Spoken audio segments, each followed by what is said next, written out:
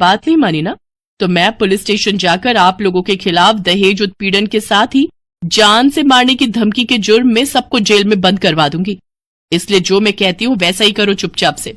नहीं नहीं बहू, ऐसा कुछ मत करना, तुम जो कहोगी हम वो करेंगे।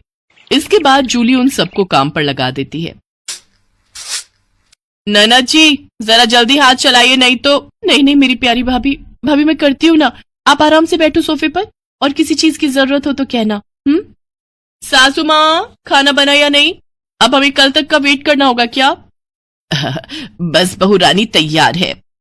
थक हार कर ननद सफाई करके वहीं फर्श पर ही लेट जाती है, जिसे देख जूली कहती है, अब यहां क्यों रायते की तरह फैल गई?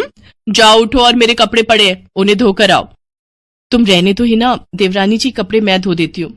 नहीं कोई जरूरत नहीं, मैंने कहा ना आज आपका छुट्टी का दिन है, आप कुछ नहीं करेंगी। उधर सास पसीने से तरबतर होकर रसोई से बाहर आती है और सबके लिए खाना लगाती है। उफ, ये कोई खाना है? इसकी तो शक्ल देखकर ही खाने का मन नहीं कर रहा। ले जाओ ये खाना, मुझे नहीं खाना, मैं अभी अपने लिए कुछ बाहर से ऑर्डर कर रही हूँ। लेकिन बहू मैंने इतनी मेहनत से बनाया है, पूरे 2 घंटे लगे हैं मुझे रसोई में खड़े हुए। तो मैं क्या करूं?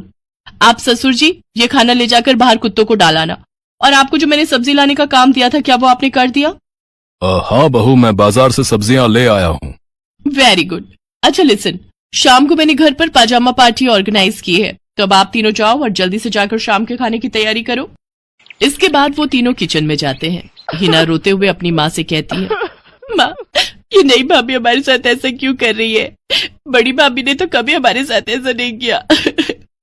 हमारा किया हमारे सामने आ रहा है बेटी, हमने जो बड़ी बहू के साथ किया है उसी की सजा हमें मिल रही है। तभी जूली, हितांश और मानसी भी वहां आ जाते हैं। चलो सासू माँ, आपको अपने किए का एहसास तो हुआ और मेरी सहेली की कीमत भी पता चली।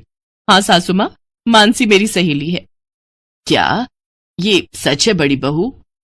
हाँ सासू माँ, ये मेरी बचपन की सहेली है और आगे की पढ़ाई के लिए विदेश चली गई थी। जब इंडिया आई तो ये हितांश से मिली और इन दोनों को प्यार हो गया। फिर जब हितांश ने मुझे इससे मिलवाया तो पता चला कि ये मेरी बचपन की दोस्त जूली है। सॉरी माँ जी, मैं आपके साथ ये सब करना तो नहीं चाहती थी, लेकिन आपने जो मेरी सहेली के साथ किया उसी का बदला लेने के लिए मैंने ये सब किया। बड़ी बहू हमें माफ कर दे, तेरी तकलीफ को हम समझ ही नहीं पाए।